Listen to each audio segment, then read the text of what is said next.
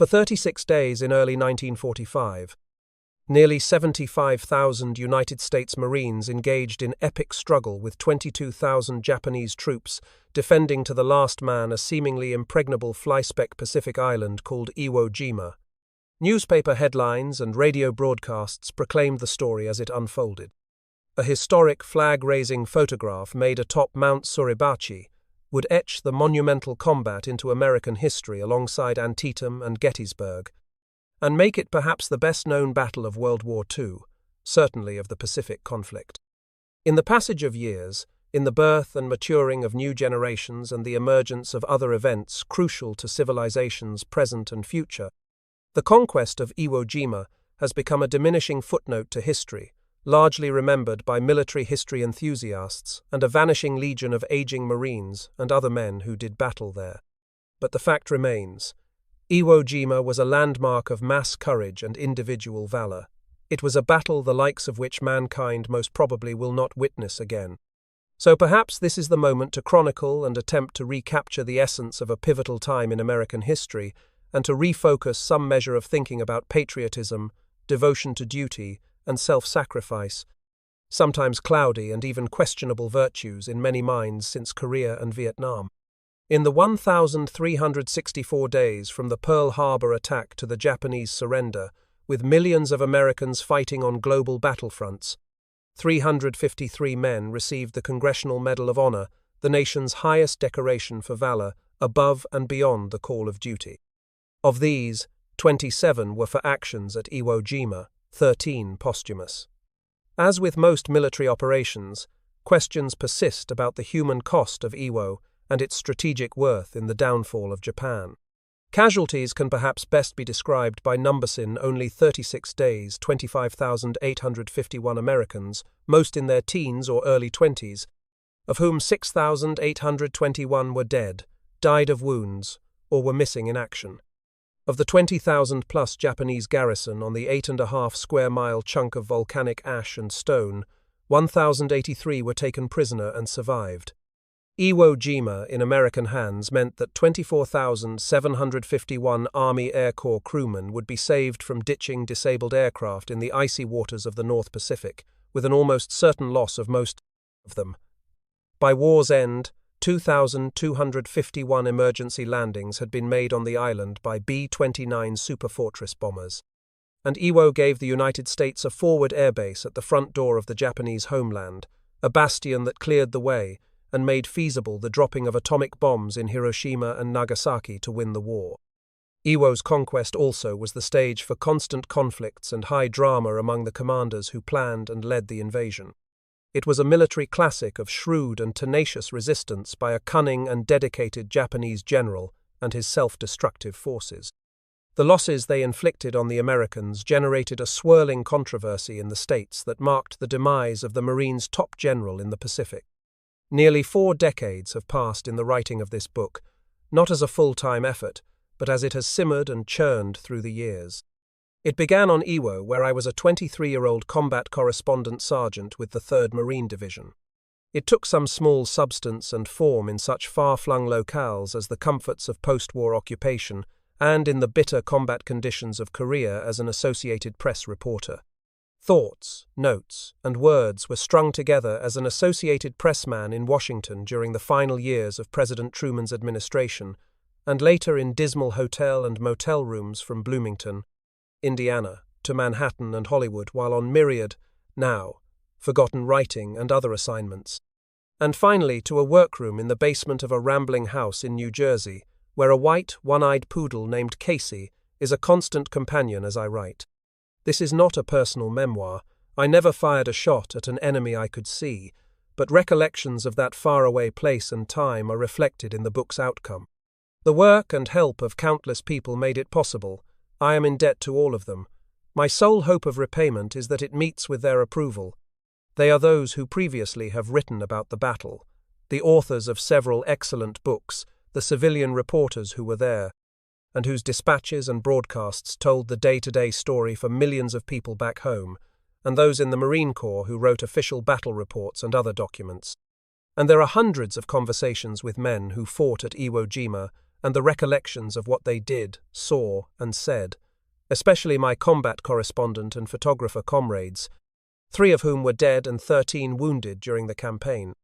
What follows is an attempt to come up with something of value in telling of a proud chapter in American history. Perhaps the result is not in the vernacular and organization of military or academic historians. Some details most certainly will not mesh with other versions of the happenings. And the deeds of many units and individuals who gave greatly to the victory will not have been told in full or may have been missed in the recounting. It is an inadvertency for which I apologize. But if readers gain a deeper insight into the battle and what motivated the men who fought it, the book will have fulfilled its purpose.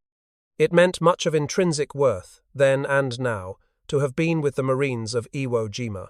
1 in 3 were dead or wounded in upholding the traditions of the Corps. I left the island very grateful to be alive and in one piece and very proud. 40 years later, my feelings haven't changed. Bill D. Ross, Somerset, New Jersey, 1985. Pearl Harbor, in early fall of 1944, bristled with military might-marshalling for the climactic battles in the conquest of Japan. And on September 7th, 33 months to the day since the Japanese attack, Admiral Chester William Nimitz assembled his admirals and generals to make final plans for the invasion of Iwo Jima. No one was more certain of victory than the admiral. This had not been the case on the bleak 1941 Christmas Day when he had flown from the mainland to take over a shattered command under direct orders from President Roosevelt. The commander-in-chief was sure the 56-year-old soft-spoken Texan was the only man who could rebuild the shambles of the fleet and use it to turn the tide of the war in the Pacific. Nimitz wasn't awe-stricken by the assignment's smothering responsibility or the promotion to 4-star rank that came with it, but he was surprised.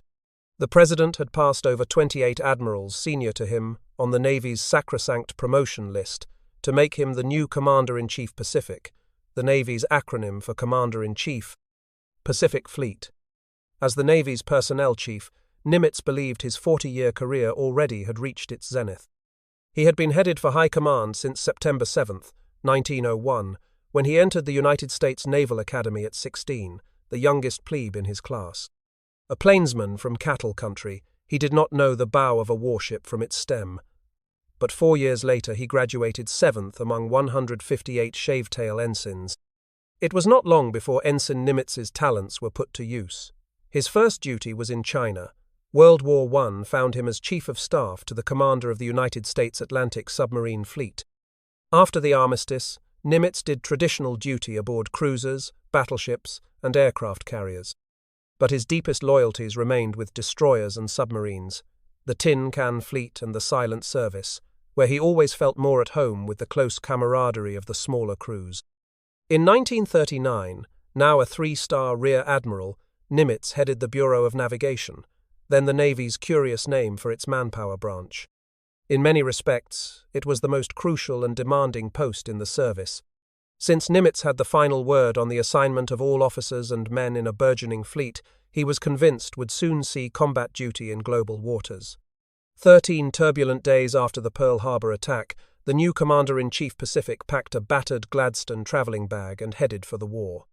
His only traveling companion aboard the Pennsylvania Railroad's Capital Limited was Lieutenant Junior Grade A Arthur Lamar, highly capable and devoted aide, who would still be at the Admiral's side when the enemy surrender was signed. Vice Admiral W.S. Pye, a friend from Annapolis days, met the new Commander-in-Chief Pacific at Pearl Harbor. There was no honor guard, no ceremonies, only a handshake and a few words of greeting. Then, in a nondescript 1940 black Chevrolet sedan, a marine driver took them along little-traveled back roads to Pacific Fleet headquarters near the crest of an extinct volcano called Makalapa, the Hawaiian word for flashing eyes. An unnerved and dispirited staff waited for them in the map-lined conference room on the top deck of a 4-story concrete building painted battleship grey. With its oblong shape and towering radio antennae, it bore a vague resemblance to a landlocked man-of-war.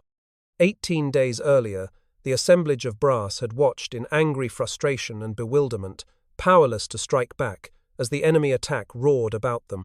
In the intervening time, they had worked around the clock to gird against fresh enemy onslaughts that were expected momentarily. Now they were certain heads would roll and careers would be shattered, wherever the blame might lay. They didn't expect Nimitz's bombshell. "There will be no changes," he said in his characteristically quiet tone. "I have complete confidence in you.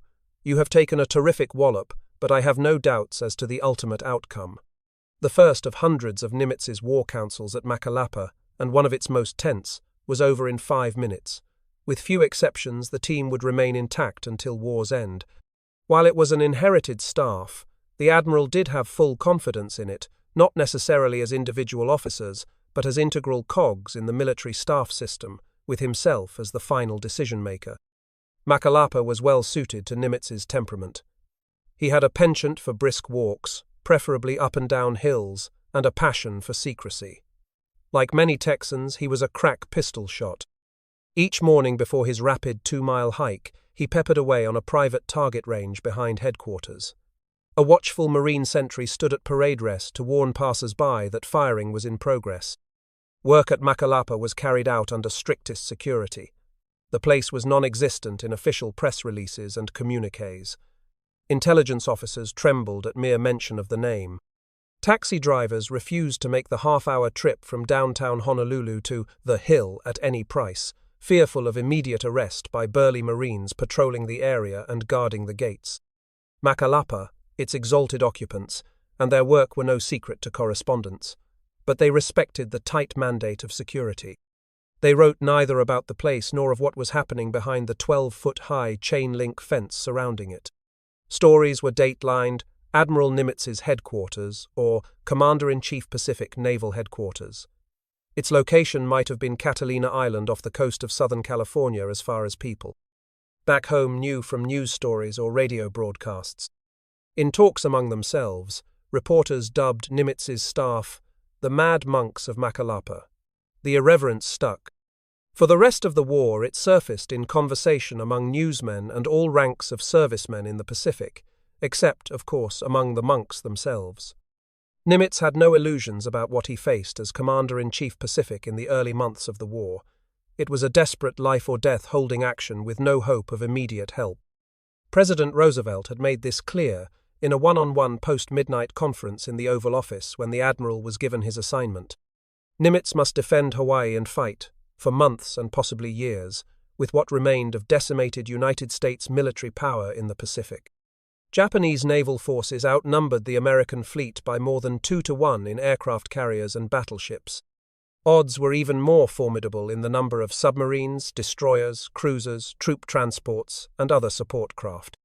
And the President had left no doubt that the war in Europe would have priority in manpower and all the other resources to contain and defeat the Axis powers. So even if the Japanese juggernaut could be stopped, it would be a long time before the United States could produce the ships, planes, tanks, guns, ammunition, and the thousands of other necessities to fuel an offensive fighting machine. And millions of men would have to be drafted, outfitted, trained, and transported to the battle zones before victory was more than a promise. But on Christmas Day of 1941, the monks of Macalapa began to think about the first steps on the long journey that would lead to Tokyo Bay and the unconditional surrender of the Japanese on the yet-to-be-built Missouri. The invasion of Iwo Jima was 785 days away, and it was unlikely that anyone at Macalapa knew the island existed, much less the epic role its conquest would have on the history of World War II. Nimitz knew help ultimately would come if his outnumbered and outgunned fleet could somehow halt the Japanese sweep across the millions of miles of Pacific Ocean they controlled. If that miracle couldn't be brought off, the whole matter was academic. Fate had blessed the United States in one way when the Japanese struck Pearl Harbor, the lucky happenstance that the fleet's 2 aircraft carriers were at sea. The Lexington, and its screen of escorts, was ferrying a Marine fighter squadron to Midway Island. The Enterprise, and its force of 3 cruisers and 9 destroyers, was steaming 500 miles west of Hawaii on course for Honolulu after shuttling 12 Grumman Wildcat fighters and their Leatherneck pilots to Wake Island. In the desperate days, weeks, and months that followed, these ships and planes and men were the nation's flimsy shield against further Japanese attacks. And fresh blows were expected against Hawaii at any time Tokyo wanted to flash the signal, but the signal never came. Why were not Pearl Harbor and the other battered installations on Oahu hit again while the Americans were virtually defenseless? Was it because Japanese warlords had not planned beyond the sneak hit-and-run attack? Did the Japanese High Command believe the Americans could not recover from the debacle, that the Pacific Fleet was out of action forever, that the United States would sue for peace? Was it because Japan was so heavily committed elsewhere on the Asian continent and in the South Pacific that it did not have the ships, planes, and men to deliver a final coup de grace? Or was the Imperial General Staff in Tokyo simply too cautious? With Great Britain driven from the European mainland and expecting a German invasion at any time, with Holland, Belgium, and France defeated and occupied by Nazi legions, who was to halt total Japanese conquest of the Pacific? Only Nimitz's shadow of a fleet and fewer than 200 obsolete Army Air Corps bombers and fighters stood in the way. Historians still ponder and debate why the Hawaiian Islands were not invaded. The answer remains arcane, but one thing is certain. If Pearl Harbor and the other bases on Oahu had been captured, the Japanese would have had a free hand across the entire Pacific from Asia to Australia, and the front door of the United States mainland would be open to attack, even to an invasion attempt. If Admiral Nimitz had a Japanese counterpart, it was the perceptive and brilliant Admiral Isoroku Yamamoto, Commander-in-Chief of the combined Imperial Fleet.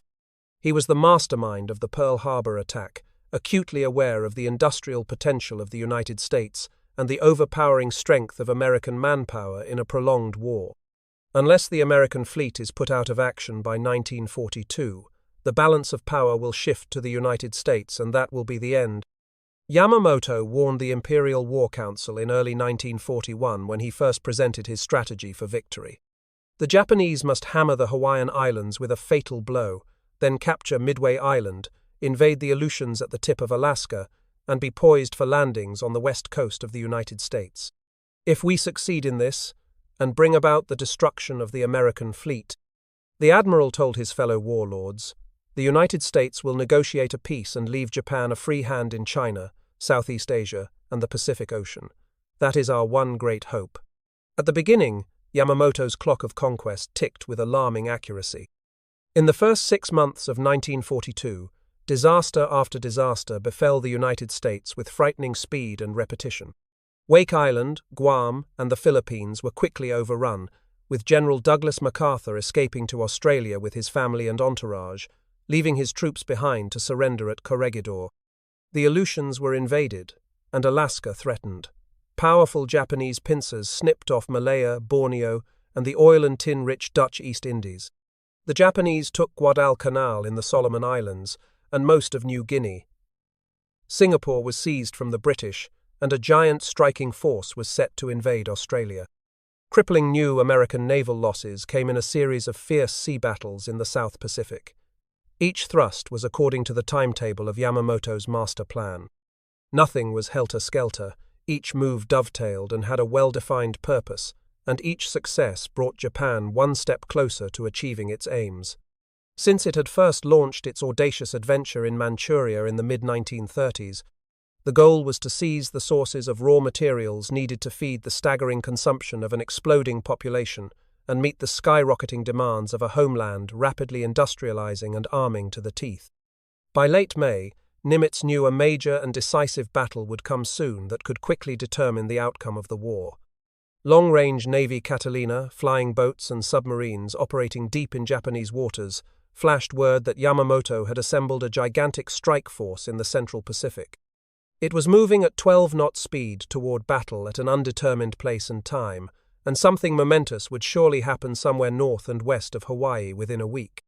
But if the Americans must face the Japanese while still outnumbered and outgunned and unsure of winning, they had a powerful edge unknown to the Japanese. Cryptographers among the monks of Makalapa had broken the secret Japanese naval code and were monitoring every radio transmission between Imperial Fleet Headquarters and Yamamoto's flagship. Combining coded intercepts with an intuitive sense of where he would strike if he were the Japanese commander, Nimitz set an ambush. The stage was set for the Battle of Midway. It began in the morning haze of June 3, 1942. For the next 43 hours, the outcome of the war in the Pacific hung in shaky balance. It was apparent why the Japanese wanted, and must have, Midway. Its capture would send a new shockwave of anxiety across the American home front. But it meant much more. a Japanese-held Midway would give Japan tight control of the sea lanes between the United States and Hawaii and the South Pacific and Australia. Pearl Harbor and what remained of Nimitz's fleet would be within easy range of land-based bombers, and it would be the rendezvous point for carrier-based attacks against the west coast and even landings on the mainland. Yamamoto's fleet was still 500 miles away when the battle was joined. It was a minor, but highly significant, air-sea scrimmage with no losses to the Americans and minor damage to the Japanese. But Yamamoto had no intention of breaking off the action even if the Americans knew where he was. Confident that his armada could take the objective, the fleet sailed on through the night. It was just over the horizon at dawn of June 4th when hell broke loose. Marines flying 25 stubby, obsolete Brewster fighters found the formation 20 miles at sea. The carriers had turned into the wind and were launching interceptors when the day's marathon dogfights began. Minutes later, Japanese bombers raised everything above ground on Midway. It was familiar business to many of the Japanese pilots. They had ravaged Pearl Harbor. They leveled every building on the flat, barren atoll and hit a gasoline dump and many gun emplacements in the first bombing run. Smoke from the blazing fuel climbed thousands of feet into the cloudless sky as the planes swung around and headed for the carriers for more fuel and bombs. The only thing the Japanese had not pummeled was the airstrip. They expected to be using it within hours. As the morning skies came ablaze in brilliant sunlight, the battle erupted in furious confusion. Nimitz had sent the Enterprise and Yorktown to stations between the island and the invaders, when radio intercepts told him what Yamamoto was trying to do. Now the American carrier planes joined in the mad scramble to keep Japanese troops from landing and put the force to flight. It was a standoff until early afternoon, when Nimitz played his trump card. The Hornet, with its fighters, dive bombers and torpedo planes, swarmed into the savage action. The carrier and its screen of escorting destroyers had sped to the scene at 30-knot flank speed after launching Lieutenant Colonel James H. Doolittle's Army bombers in their raid on Tokyo in that first American offensive action of the war. Swirling dogfights cluttered the sides. Japanese interceptors darted and dove among American planes, aiming at every ship below them.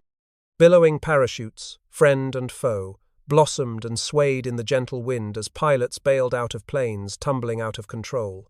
Flaming aircraft splashed into the sea. Bright yellow life rafts of downed Navy and Marine pilots bobbed like polka dots on the gentle ocean swells. Here and there, Japanese floated in life jackets, but most had gone down with their planes. Heavy black smoke climbed thousands of feet, signals that the Japanese scheme to conquer Midway had failed. As darkness came slowly, all of Yamamoto's carriers were sunk or aflame before plunging to the ocean's 2-mile depths. Downed Americans, awaiting rescue in rafts and Mae West life jackets, were eyewitnesses to the incredible panorama. They watched Japanese planes circle for hours in a futile search for a place to land, until motors coughed and died as fuel ran out. In addition to the carriers and their planes, the Japanese lost a heavy cruiser, 9 destroyers with nearly 3,000 sailors, and most of the troop transports and their men. In the last hours of battle, an anonymous Navy communications man penned a couplet that ultimately found its way to Admiral Nimitz. It allegedly was an urgent dispatch from a desperate aircraft carrier commander to Yamamoto. It read, "Send aid, send it fast, have lost face, am losing." Aboard Yamato, the admiral surveyed the violent seascape with bewilderment, then stoically accepted defeat after 2 days of give-no-quarter combat. He signaled all ships still fighting to break off. The mauled armada scattered at top speed to the north and west toward Japanese waters, and the solemn and broken commander went to his cabin to pray for guidance and beg forgiveness from Emperor Hirohito. Not only had a monumental battle been lost, but the Japanese had failed to land one man on Midway's beaches and, in Yamamoto's own words, our one great hope for a negotiated peace, had vanished. Midway was not without sobering cost to the victors. The carrier Yorktown and one of its destroyer escorts were sunk. 307 men, most of them pilots and air crewmen, were dead or missing. 152 planes were lost. But Americans henceforth would think and speak of Midway as the place where valorous and outnumbered men wiped out Japanese strategy and bought time to fire up the military might of the United States. There was no doubt in Yamamoto's mind that the war would continue, but henceforth it would be a losing cause. The United States might still be on the defensive everywhere, but now he was certain that Japan's one main chance of capturing Hawaii, of slicing the Pacific sea lanes, of attacking the west coast, had been destroyed. Now it was just a matter of time before the Americans could gain the ultimate victory. Of this the admiral was certain. The meaning of Midway's loss was soon clear to the Imperial War Council in Tokyo. Japanese forces continued for a time to consolidate conquests in Southeast Asia and the South Pacific, but the days of rampant aggression came to an abrupt halt. There were further crippling setbacks for the Americans in South Pacific naval battles, but these were without lasting consequence. They were engagements fought by the Japanese in desperate attempts to hold the fruits of halcyon days of earlier victories. Now the United States swung slowly, purposefully, to the attack. Each new campaign was bigger, more complicated, more costly, and always crucial as the long journey to Japan began. Marines invaded, suffered heavy casualties, and seized key strongholds: Guadalcanal, Bougainville, Tarawa, Kwajalein, Roy Namur, Guam, Saipan, Tinian, and Peleliu. The army beat back, then contained and defeated the Japanese in the jungles and mountains of New Guinea and snuffed out the threat of an Australian invasion. General MacArthur massed troops for the return to the Philippines. Less than a year after Midway, Yamamoto, brave, brilliant, realistic strategist and commander who had 2 fingers missing from his right hand, would die in the flaming crash of a transport plane, the victim of an aerial ambush by long-range Army P-38 fighters off Rabaul in distant New Guinea. Americans knew to the minute the time and place to shoot down his unarmed aircraft a coded message had been intercepted with the flight plan and timetable. As at Midway, the supposedly secret information was put to devastating use. When told of Yamamoto's death, Nimitz called him a tenacious and shrewd foe who did his job, sometimes too well to suit me. Thus, on September 7, 1944, 33 months to the day after the Pearl Harbor attack and exactly 43 years after he had entered the Naval Academy, Admiral Nimitz was meeting with his staff. Allied forces were on the offensive on all fronts of the global war. Germany was being devastated by round-the-clock 1,000-plane American and British bombing raids, and its ground forces were caught in a gigantic nutcracker with the United States Third Army slashing ever more deeply into the fatherland from the west, and a 5-million-man Russian steamroller attacking it from the east. American naval forces ranged virtually unmolested over millions of miles of the Pacific and had bottled up the enemy fleet now guarding the sea approaches to the home islands. General MacArthur had mounted a mammoth island-hopping campaign to clear the way for the Army's invasion of Leyte and the liberation of the Philippines. Victory in Europe still was the top priority of the Allies, and it must be won before they could unleash their overpowering military might against the enemy forces. But the Joint Chiefs of Staff in Washington knew the Pacific conflict was about to enter its climactic months, and they were acrimoniously split over strategy for the momentous final moves to bring about the downfall of Japan. Fundamental and deeply rooted differences in basic military concepts of how to win the Pacific War were compounded by the simmering personal hostility between Admiral Nimitz and General MacArthur. Each believed his strategy was the best, least costly, and quickest way to victory, and each sought the mantle of supreme commander in the invasion of Japan. General George C. Marshall, chairman of the Joint Chiefs and the Grand Generalissimo of the Allies' globe-girdling war effort, was caught in the middle, a man on a tightrope attempting to balance the towering ambitions and military thinking of his 2 most brilliant and headstrong commanders in the Pacific. MacArthur's strategy was the more grandiose. It called for the recapture of the entire Philippine archipelago and the seizure of Okinawa and Formosa to protect his flanks, and then the landing of a 1-million-man force on the Chinese mainland. From there would be mounted the final invasion and conquest of Japan. Nimitz's scenario was more direct and possibly less sure of success, but he was ready to take the chance. It envisioned a Herculean amphibious operation surpassing anything in history, even day in Europe.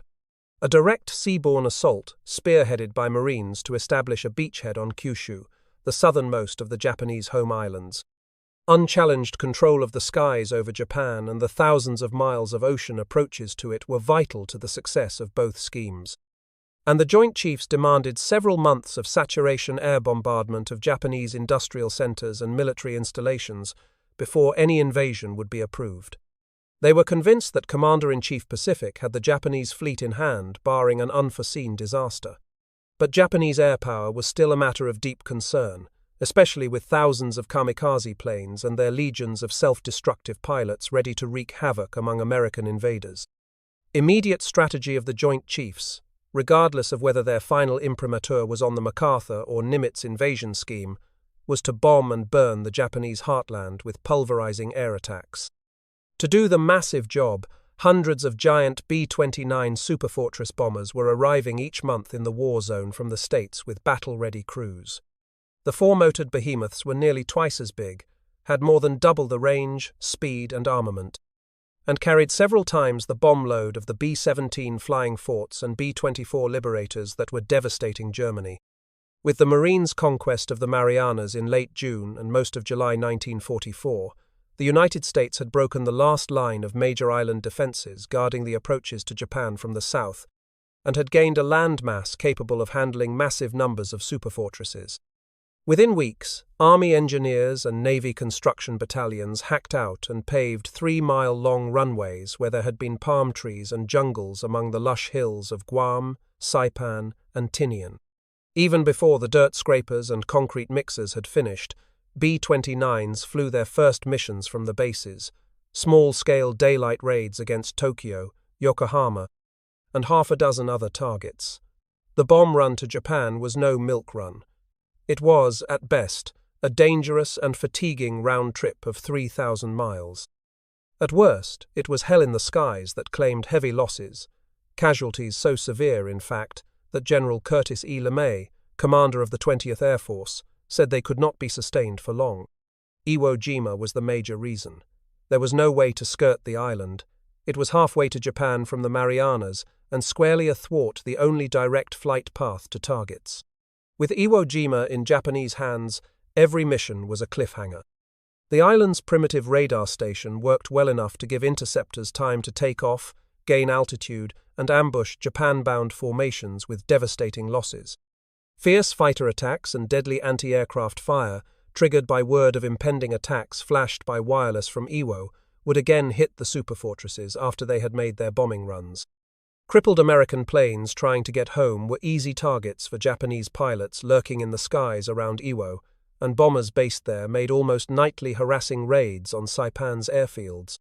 This would end with Iwo's capture. So, in early July, General Marshall ordered that the island must be taken by mid-January 1945. Then, instead of being an early warning station and a base for Japanese fighters, it would be a haven for shot-up superfortresses, as well as those short of fuel for the 723-mile flight back to the Marianas. There were other important considerations. Iwo, in American hands, would provide an air base for fighters to protect B-29s on the last dangerous leg of missions, and would secure the eastern ocean side flank of invasions of Okinawa and Formosa, if and when they were mounted. Despite Marshall's edict, there was powerful behind-the-scenes maneuvering in Washington to scuttle Operation Detachment, the codename for the Iwo Jima invasion. It came from high army brass, dissident members of the Joint Chiefs who did not see eye to eye with their chairman, and various congressmen and senators. Their position was backed by a small but loud-voiced coterie of newspaper publishers led by William Randolph Hearst and Colonel Robert R. McCormick, the bombastic owner of the formerly isolationist Chicago Tribune. It was sparked by their determination to see MacArthur and not Nimitz, named Supreme Allied Commander in the Pacific, as Eisenhower was in Europe, and to make certain that the flamboyant general's plan to invade Japan was used to win the war. When Admiral Nimitz learned of the contretemps, he sent a top aide to MacArthur's headquarters in Australia with a personal invitation to meet at Makalapa to reconcile their clashing strategies. The envoy waited for 2 days to see the general, and was given a thanks but no thanks reply. The general was too busy planning his return to the Philippines to fly 8,000 miles to Hawaii.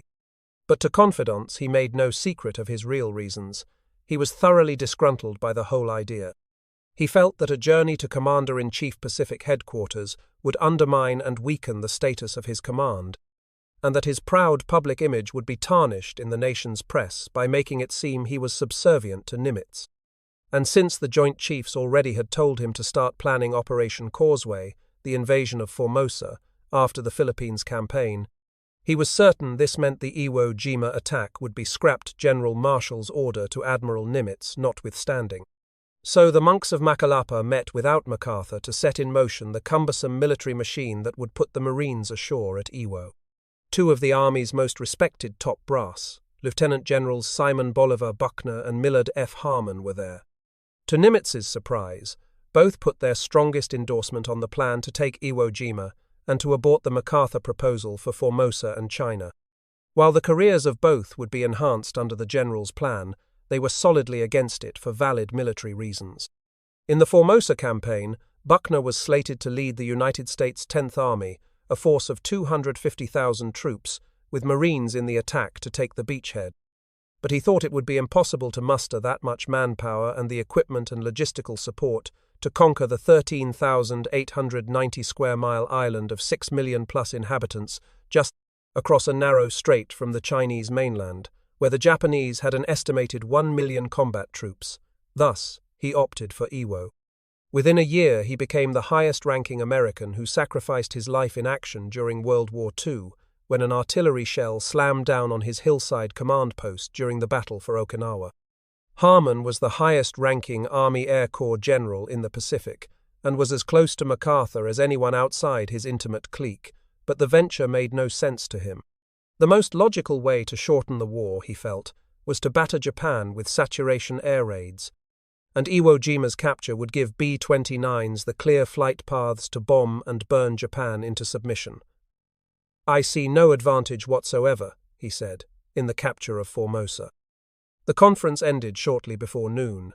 Nimitz, with his welcome and unexpected army support, was ready to speed ahead with Operation Detachment, but he was in a quandary.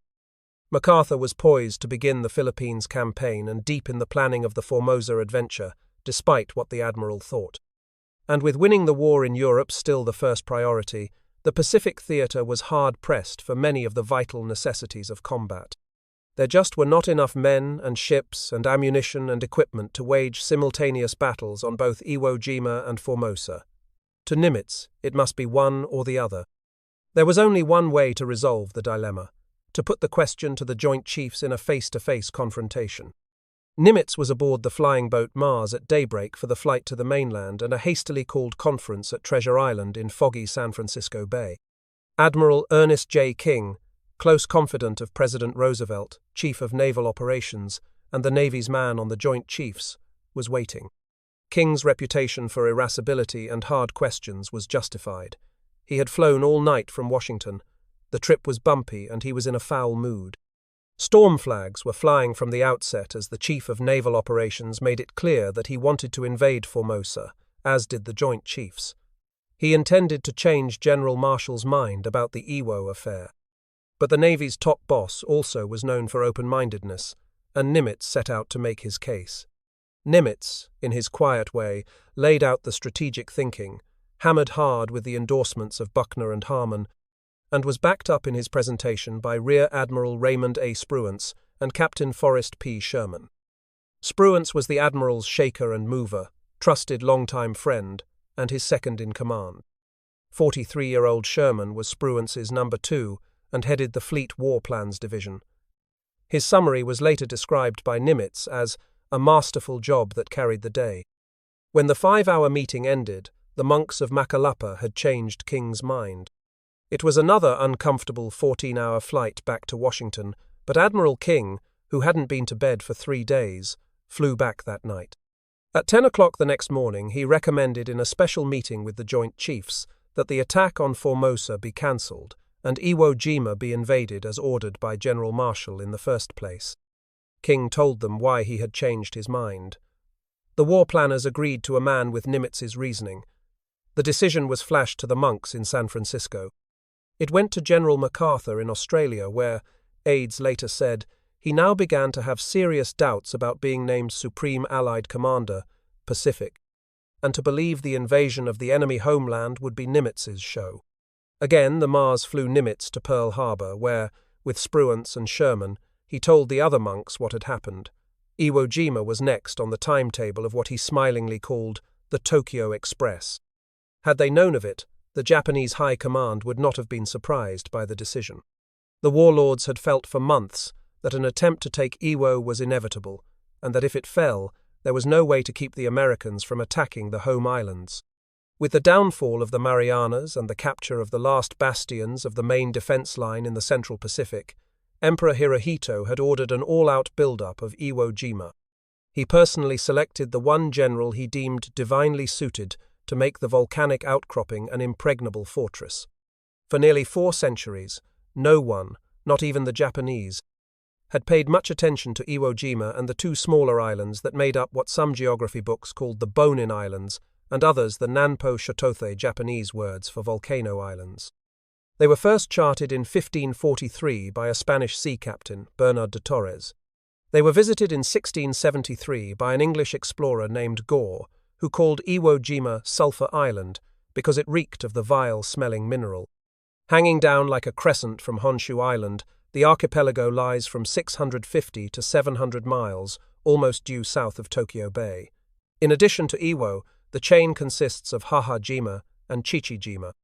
A Russian named Krusenstern had stopped at Iwo in 1805 but had not bothered to claim it for the Tsar. Captain Reuben Coffin, of the whaler transit out of Nantucket, anchored at Haha-jima in 1823 and claimed it for the United States. Commodore Matthew Perry of the United States stopped at Chichi-jima in 1853. Seeing the possibilities of the entire Nanpo Shoto as coaling stations and supply bases for ships, then starting to ply the Pacific in growing numbers in quests for international trade and whales, he wanted to plant the American flag. But Congress would have nothing to do with Perry's idea or Coffin's claim. Foreigners came to Chichi-jima in 1827 when the island was settled by a polyglot mixture of adventurers from Hawaii. They claimed British sovereignty, but were led by Nathaniel Savory from Massachusetts. The group included families of Englishmen, Portuguese, Italians, and Hawaiians. Until World War II put an end to it, descendants celebrated Washington's birthday and the 4th of July, but did not bother to observe national holidays of other homelands. The events always were marked with fireworks, picnics, speeches in English, and a proud display of the American flag. Japan finally made formal claim to the Nanpo Shoto in 1861 in a move never challenged by other nations, and piecemeal colonization began in 1887. Fewer than 1,000 pioneers ventured out of Japan, and the islands remained obscure outposts, producing sulfur and small amounts of sugar cane. But even then, they were considered part of the homeland and were governed as Tokyo's most remote suburb. Japanese soldiers first appeared early in the 20th century, and the islands were placed off limits to foreigners. During World War I, Chichi-jima had been armed with several batteries of naval guns and had a wireless and weather station. These installations remained after the armistice of 1918, a small but vital backwater outpost for Japanese forces guarding the southern approaches to the home islands. So security-minded were the Japanese that in 1937 a large sign was posted in Japanese and English at Iwo's East Boat Basin, the only place on the island where people and supplies could be landed. It read, "Trespassing, surveying, photographing, sketching, modelling, etc. upon or of these premises without previous official permission are prohibited by the Military Secrets Protection Law. Any offender in this regard will be punished with the full extent of the law." Marines found the warning, bullet, pocked and weathered, when they landed. On December 7, 1941, the Nanpo Shoto was garrisoned by 1,400 troops, all on Chichi-jima. Iwo Jima became the headquarters and focal point of activity in 1943. It was the only island suitable for airfield construction, and work started on Chidori, the first of 3 airstrips. After Kwajalein and Eniwetok were seized in February 1943, Iwo's build-up accelerated. With the fall of the Marianas, it went into high gear, an around-the-clock grind with soldiers and sailors, and a battalion of Korean labourers burrowing miles of tunnels and building hundreds of concrete gun emplacements, bunkers and pillboxes at a frantic pace to make the island impregnable. To put all the pieces together and make them work, to plan and command the defences of the island fortress, came Emperor Hirohito's hand-picked general. He was Lieutenant General Tadamichi Kuribayashi, a man cast in an historic military mold. 5 generations of his ancestors had served in the armies of 6 emperors, and he carried the tradition with pride and zealous dedication. Because of Kuribayashi's training, discipline, desire, and devotion to duty and the emperor, Hirohito was certain he was the right warrior, at the right place and at the right time, to save Japan from the disgrace of invasion and defeat. As the Americans would find at frightful cost, he was to perform exceedingly well. Kuribayashi was husky, even for a samurai warrior. He weighed just under 200 pounds, all of it hard muscle, and carried it on a 5-foot 9-inch frame, somewhat tall for a Japanese. 30 of his 53 years had been spent at duty stations and military schools in Japan, at embassies in the United States and Canada, and commanding combat troops in the victorious sweep of Manchuria and China. Kuribayashi was a 37-year-old captain and deputy military attaché at the embassy in Washington in 1928. For the next 2 years, he crisscrossed the United States in almost constant travel, time spent in observing Americans and practicing his fluent English in such diverse locales as Buffalo, New York, and the United States Army Cavalry School at Fort Bliss, Texas, where he studied the then important tactics of horse-mounted combat. Brigadier General George V. H. Moseley, commandant of the school, gave the likable captain an inscribed portrait when he returned to his homeland. "With high regards and esteem," the inscription read, "I shall never forget our happy association together in America. Best wishes to you and your nation." The memento still hangs, with other treasured memorabilia, in the home of Kuribayashi's son in a small home on the outskirts of Tokyo. Captain Kuribayashi was devoted to his family and unhappy that Japanese policy kept his wife Toshi and young son Taro from being with him on his travels in the United States. Twice a week he wrote them chatty letters, often embellished with excellent sketches of places he had seen and people he had met. In one more serious than usual, he said, "The United States is the last country in the world Japan should fight. Its industrial potential is huge and fabulous, and the people are energetic and versatile. One must never underestimate the Americans' fighting ability." Kuribayashi's first sight of Iwo Jima came 88 days before the monks of Makalapa made the final decision to invade the island. The previous night he had had a private farewell audience with Emperor Hirohito, an almost unheard-of honor for a commoner. Before praying to his ancestors and begging their blessing and guidance on his mission, he wrote a final note to his brother. "I may not return alive from this assignment." It said in classic, bold Japanese characters set down with traditional brush and black ink, "But let me assure you that I shall fight to the best of my ability, so that no disgrace will be brought upon our family. I will fight as a son of Kuribayashi, the samurai, and will behave in such a manner as to deserve the name of Kuribayashi. May my ancestors guide me." At dawn, he was the solitary passenger aboard a war-torn 4-motored flying boat, much smaller, slower, and older than Nimitz's Mars. With a crew of 3, the lumbering plane was loaded with high-priority cargo official dispatches, long overdue mail, some electronic gear, and urgently needed medicine to treat malaria and dysentery. Even without the threat of invasion, Iwo Jima was not a healthy place.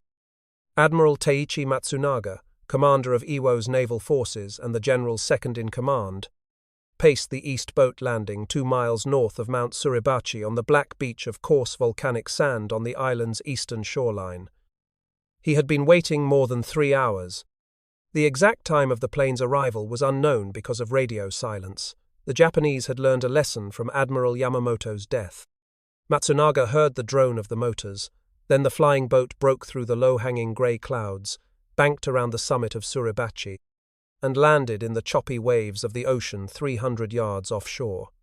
Kuribayashi knew from photographs and briefings what to expect, and there it was, ugly and small.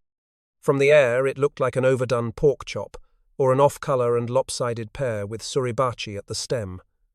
The island was sweltering hot by day, and bone-marrow cold at night. Where giant boulders didn't dominate the landscape, steaming sulphur beds and shifting volcanic ash left little chance for vegetation, just a few scrub trees, some dwarf brush, and no trace of fresh water anywhere. By 1943, Iwo was armed to the teeth. Its garrison carried 5,170 troops. Chidori Airfield bristled with 52 first-line fighter planes. The island had an arsenal of 14 large Navy coastal defense guns, 13 heavy artillery pieces, 4,652 rifles, more than 200 light and heavy machine guns, and 30 twin-mounted anti-aircraft weapons. Manpower and firepower would mushroom in the months ahead as the island braced for the inevitable. Kuribayashi knew why he was on Iwo Jima. Emperor Hirohito had made his assignment clear, and his briefings by the Supreme War Council left no doubt about Iwo's importance and the extreme gravity of the situation. Iwo Jima must be defended to the death of the last man. It was not only of far greater importance than its size indicated, but it was part and parcel of the home islands. If Iwo Jima fell to the Americans, it was inevitable Japan would fall too. Tadamachi Kuribayashi, the samurai warrior, knew this as he marched in solemn cadence up the slope of the dirt road. The only sounds were the gentle lapping of the surf and the muted stride of Matsunaga, and an 11-man honor guard of stalwart Imperial Marines, marching a respectful 3 paces behind the general. They were escorting him to his new headquarters. Like Admiral Nimitz's at Makalapa, it was on an extinct volcano. Hawaii's soft trade winds had chased the morning showers and low-hanging clouds to sea. At Pearl Harbor, below the heights of Makalapa, the weather was muggy. The humming fans barely stirred the already hot and sticky air that comes to the islands in late fall. It was a few minutes before 8 o'clock, and Admiral Nimitz's staff had already started on the day's schedule. Nimitz, a stickler for punctuality, long hours, and hard work, was 45 minutes into his dispatches and papers. He had already fired a pleasing score on the pistol range, hiked a brisk 4 miles, tail-wagging pet schnauzer Makalapa at his heels, before arriving at his sparse office at the Navy Yard's submarine base. An American flag and his admiral's colors flanked his desk, behind which was a big steam pipe. The only other decoration was an autographed photograph of President Roosevelt. While the admiral was keen on the convivial niceties and relaxation of after-hours social life, liked his cocktails before dinner with nightly guests at Makalapa, symphony records playing softly in the background, during the day he was strictly business. There was not a couch or a visitor's chair in his office. Those who came to see him stood before his desk, stated their concerns, and quickly moved out. If they had a question or a problem, they usually left with an answer. A week had passed since the decision had been made to invade Iwo Jima, and Nimitz had called a conclave of the men who would command the operation. 15 paces down the corridor, Ray Spruance was deep in paperwork at a long stand-up desk built to his specifications. Known as the Quiet Admiral because of his disdain for publicity, he would go to Iwo in command of the battle. In cubicles and 2 large bullpen rooms, junior officers scanned overnight dispatches from the mainland, from ships and submarines at sea, and from faraway islands in the battle zone. They were a conglomeration of Navy men, Marines, and a scattered few from the Army, cryptographers and intelligence officers, communications men, experts in weaponry and logistics, doctors making plans to treat the wounded, other people to see that the dead were collected and buried, clergy and finance officers, censors and public relations, men, all with the special backgrounds and skills to run a giant, cumbersome military machine. How well their work was done could mean victory or disaster before the first shot was fired across the beaches. So the planners had begun to determine the needs of battle. Thousands of men, countless numbers of tanks and bulldozers, mountains of artillery shells, and millions of rounds of rifle and machine gun ammunition.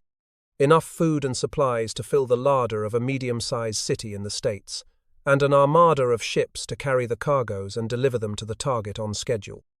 73 mass-produced Liberty and Victory transports would haul the troops and combat necessities.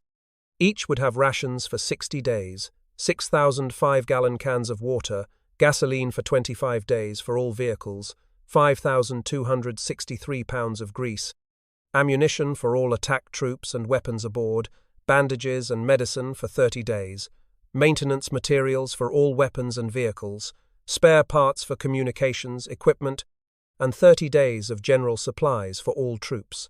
The weight for each Marine was 1,322 pounds, and every item was needed: paper and pencils, blood plasma and bandages, matches and maps, bullets and batteries, holy water and white crosses, splints and shoelaces, spark plugs and smoke pots, dog food and garbage cans, welding rods and asphalt-making machines, flashlights and flares and fingerprint ink, carbon paper and house paint, blankets and light bulbs, toilet paper and socks, duplicating machines and movie projectors. The 5th Division would carry 100 million cigarettes and enough food to feed the population of Atlanta, Georgia, for a month. On Iwo Jima, there was no supermarket or shopping center around the corner. Despite the staggering detail in planning and mounting an invasion nearly 4,000 miles away, and the fact that 2/3 of the attack force would travel that distance and farther, Nimitz faced more serious problems.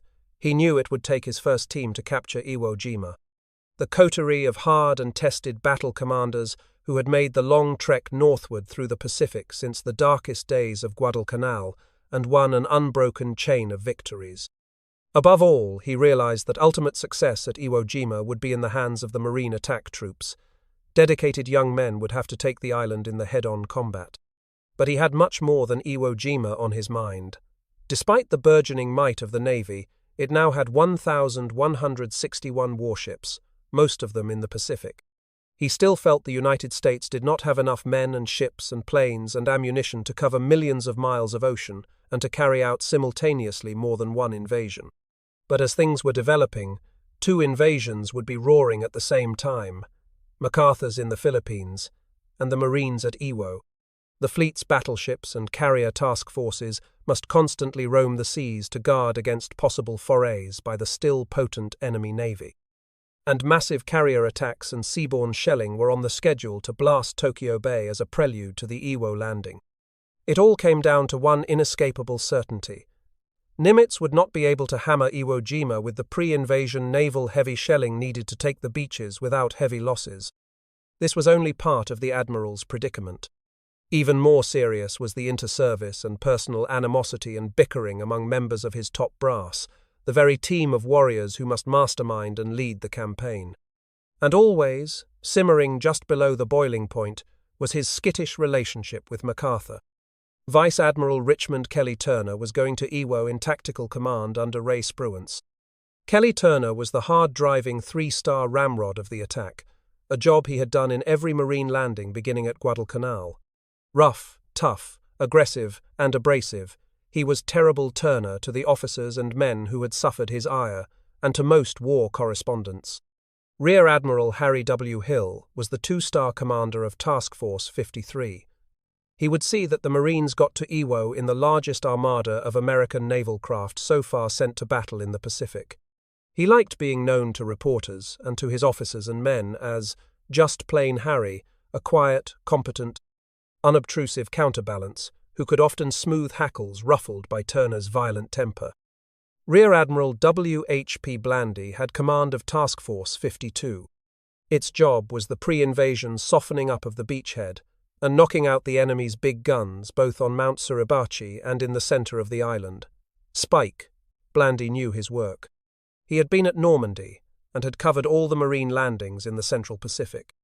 And there was Lieutenant General Holland M. Smith, top Marine commander in the Pacific.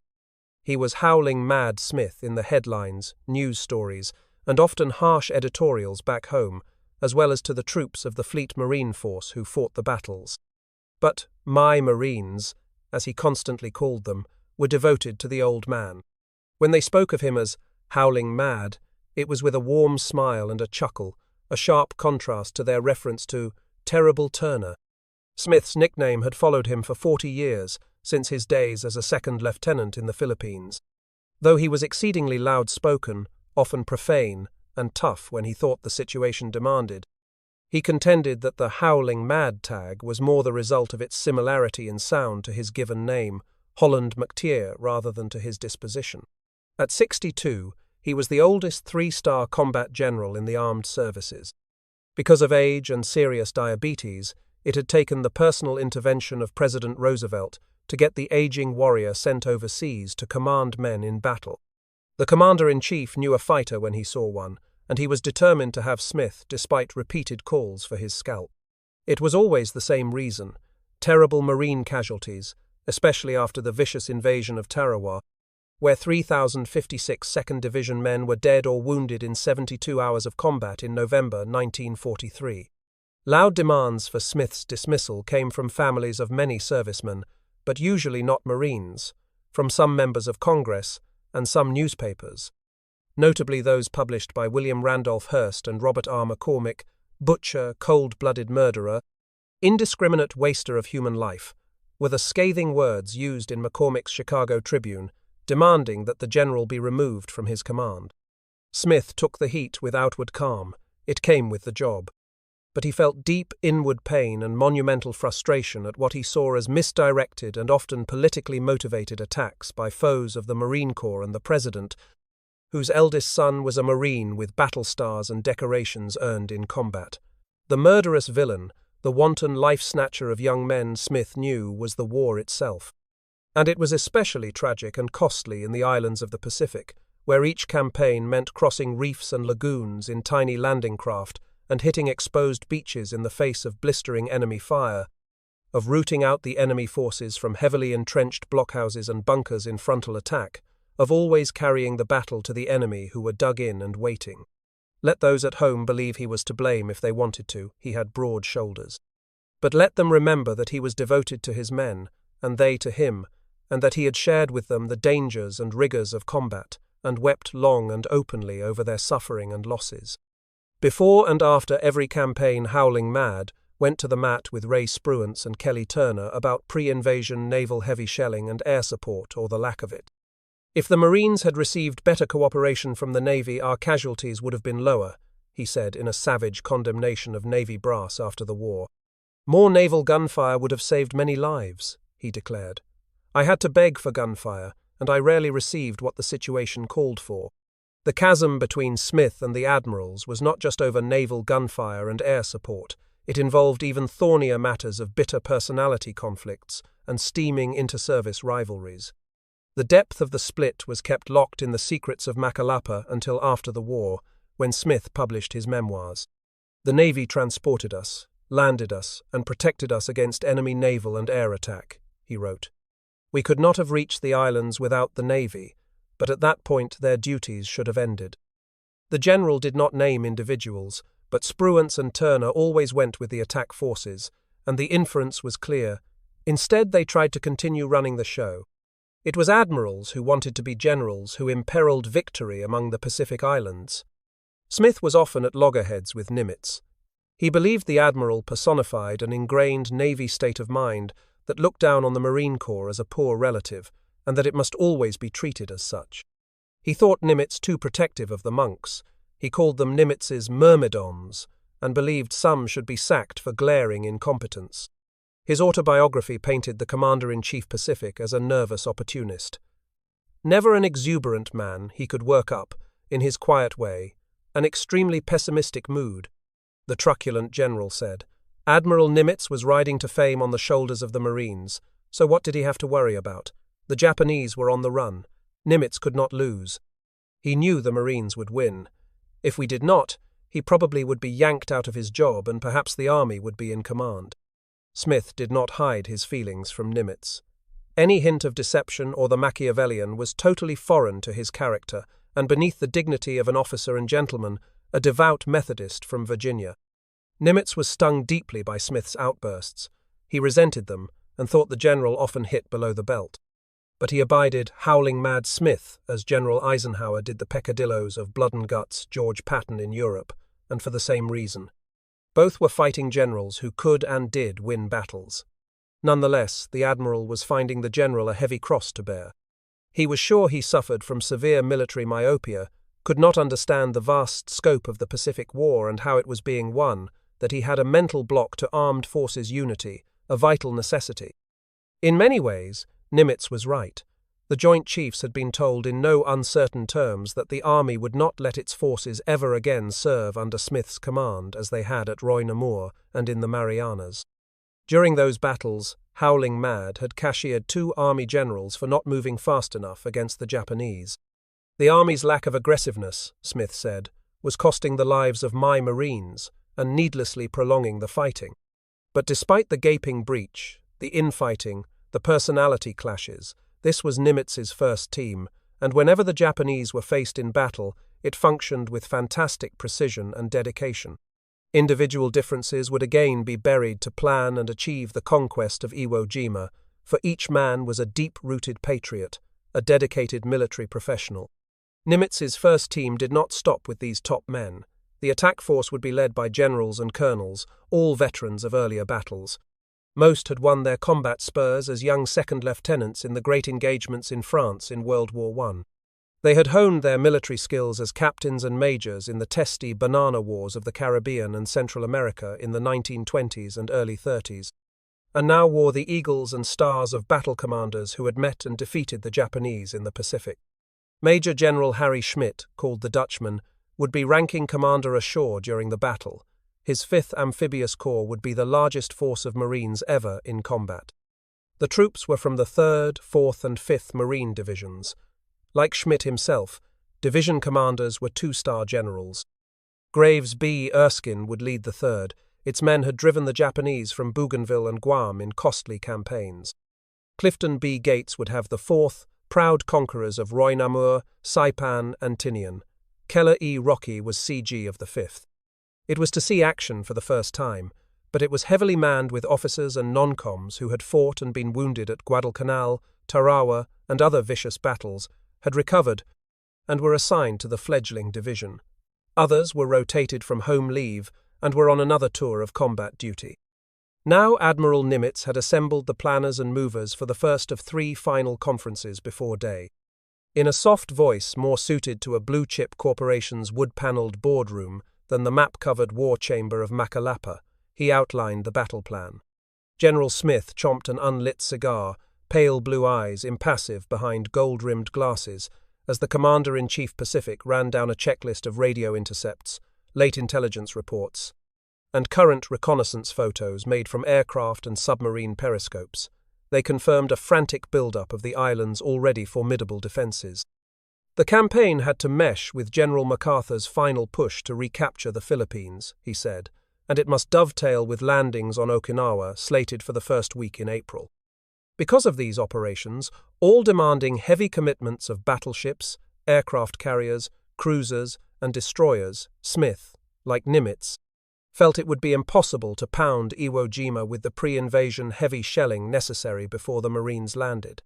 One of the monks recalled glancing at Howling Mad at that moment. The general scowled and slowly removed his glasses with one hand and the cigar with the other. He told a friend years later, and began speaking with his slow Virginia drawl. "This will be the most vicious fight in Marine Corps history," Smith said in a low voice, looking straight at Nimitz. "We will catch 7 kinds of hell on the beaches, and that will be just the beginning." He brushed squinting eyes and replaced his glasses. "The fighting will be fierce, and the casualties will be awful. But my Marines will take the island." There was dead silence. The war room seethed with tension. The general still glared at the admiral. "How much heavy shelling will we get before hour?" Smith wanted to know. Nimitz turned to Spruance for the answer. 3 days, he said. Surprisingly, there was no explosion from Howling Mad. But his face flushed, and he bristled with controlled rage as his glare shifted to Spruance. "Ray, 3 days won't do the job." The words came out softly. "I need at least 10 days of battleship and cruiser and carrier plastering. Otherwise the carnage will be unbelievable. God knows our losses will be horrible regardless of what we do." Spruance did not respond, and Nimitz remained impassive. The matter was out of his hands. There was little, if anything, he could do. He would ask the Joint Chiefs to hold off day for 30 days from the now scheduled January 20th. This might give time for more aerial heavy shelling, but it would not free any more naval firepower. There simply was not any more to be had, Nimitz said.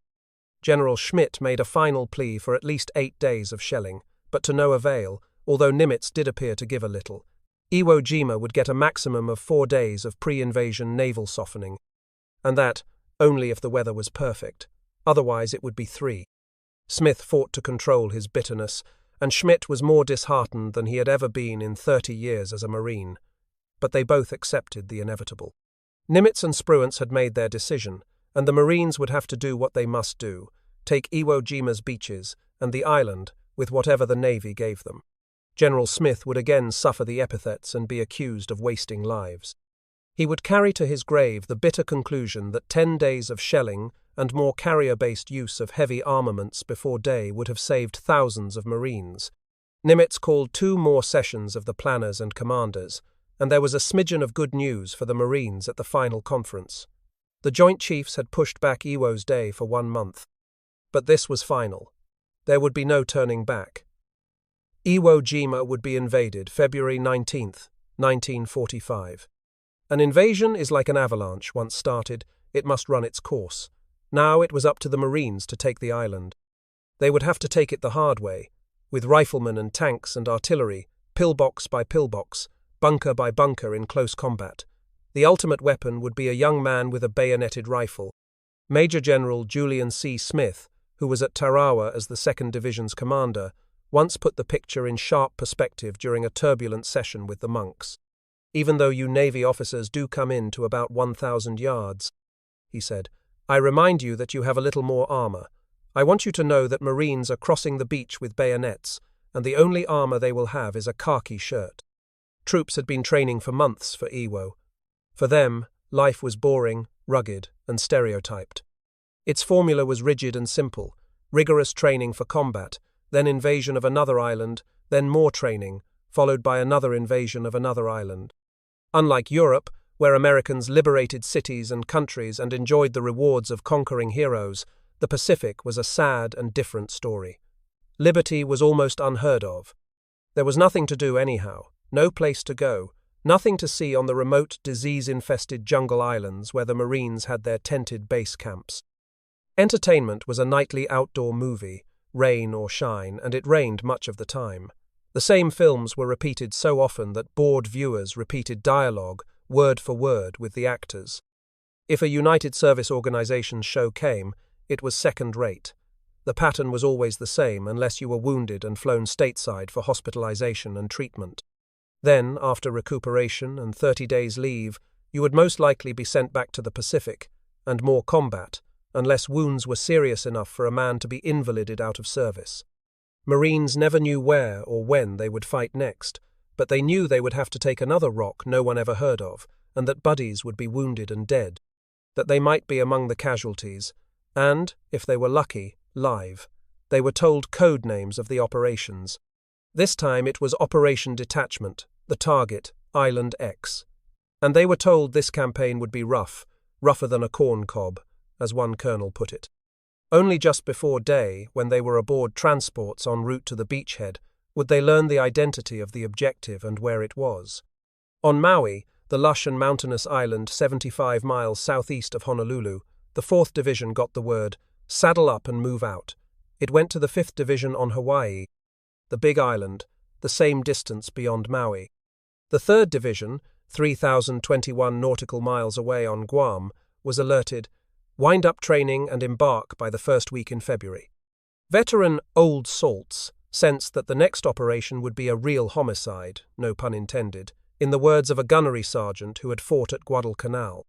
Ruggedness of training, always back-breakingly strenuous as another campaign neared, was the clue.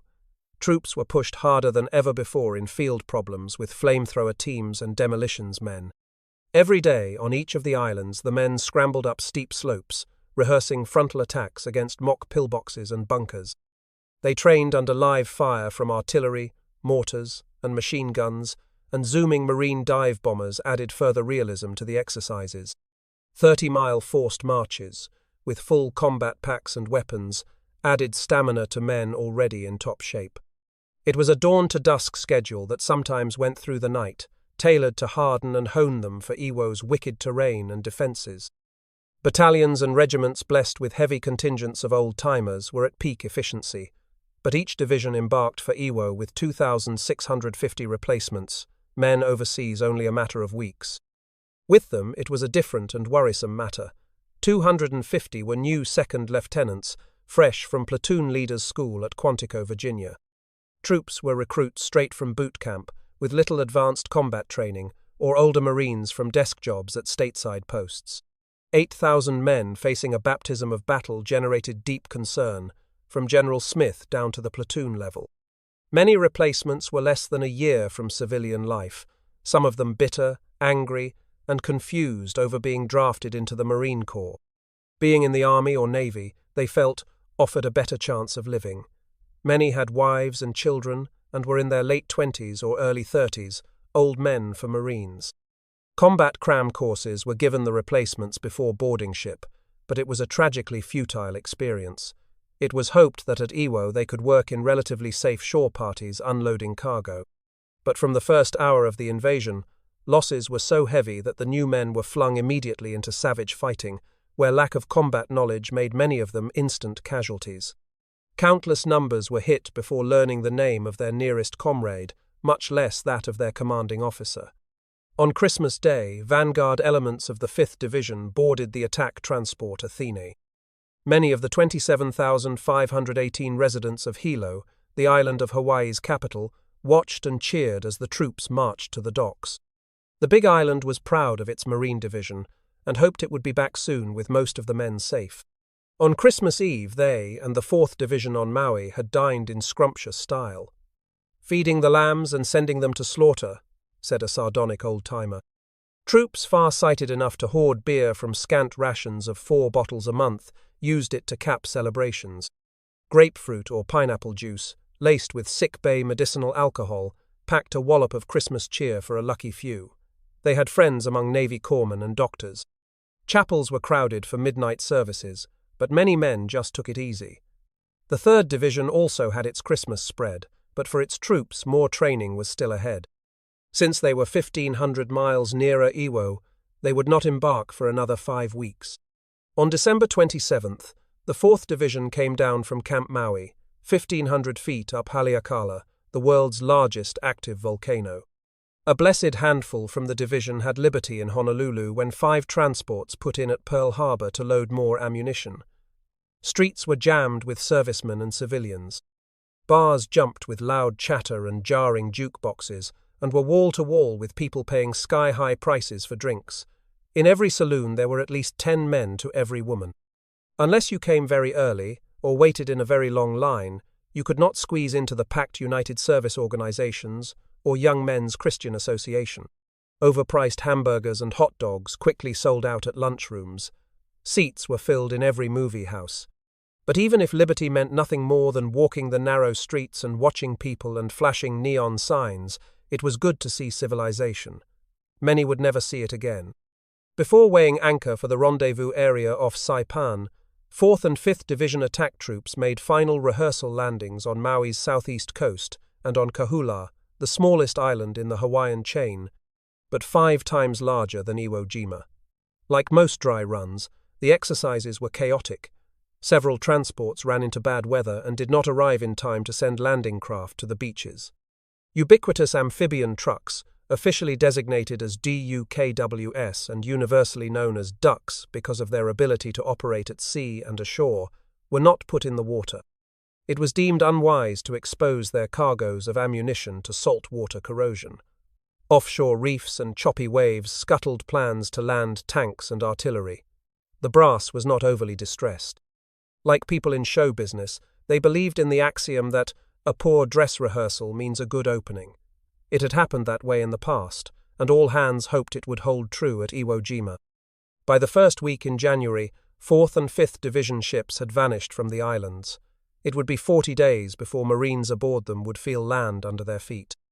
Then it would be the tortuous black sands of Iwo Jima, and the island would be shaking and roaring with explosions from General Kuribayashi's big guns and heavy mortars. As the Marines finished training and headed for Iwo, the Japanese worked night and day to make the island even more impregnable, but it was already feeling the might of American naval and air power. The island was blasted December 8th by the heaviest air attack so far in the Pacific War, when 212 heavy bombers and long-range fighters plastered Chidori airfield and heavy naval gun emplacements. All returned to the Marianas without loss. The Japanese lost 6 interceptors. On Christmas Eve, Navy cruisers delivered an unwelcome package. 4 moved to within a mile of shore to unload 2,000 rounds of 8-inch shells. The Japanese responded Christmas night with a 6-plane bomber strike against Saipan. They eluded the island's radar, destroying 4 B-29s and damaging another 11. Navy cruisers were off Iwo again on December 27th and fired another 1,200 rounds of 8-inch shells, sinking 2 small freighters near shore. There was no retaliation this time against Saipan, nor would Japanese planes ever again hit the Marianas. The battle for Iwo Jima had been joined. There would be no let-up until the island was invaded and conquered. Beginning with the December 8th attack by B-29 superfortresses and B-24 liberators, the island would be pummeled for 72 consecutive days by aerial heavy shelling or spasmodic, but heavy naval shelling from close in offshore. During the first 11 days of January, Army bombers hammered Iwo in daylight with 15,000 tons of explosives. The first battleship, the brand new Indiana, in action for the first time, appeared off the island on January 25th and fired 1,300 16-inch shells into it in day-long salvos. The same day, 4 cruisers slammed another 1,300 8-inch rounds on the shuddering target, sweeping the beaches and Chidori airfield from end to end. Air photos showed nearly 5,000 craters on 1 square mile of rubbled terrain, and other attacks came daily from the sea or air until troops hit the beaches on hour of February 19th. But to what ultimate result? General Smith said the airstrikes and Navy shelling were virtually meaningless and minced no words in his critique. All this added up to a terrific total of destructive effort which the uninitiated might expect to blast any island off the military map, level every defense, no matter how strong, and wipe out the garrison, his memoirs said. But nothing of the kind happened.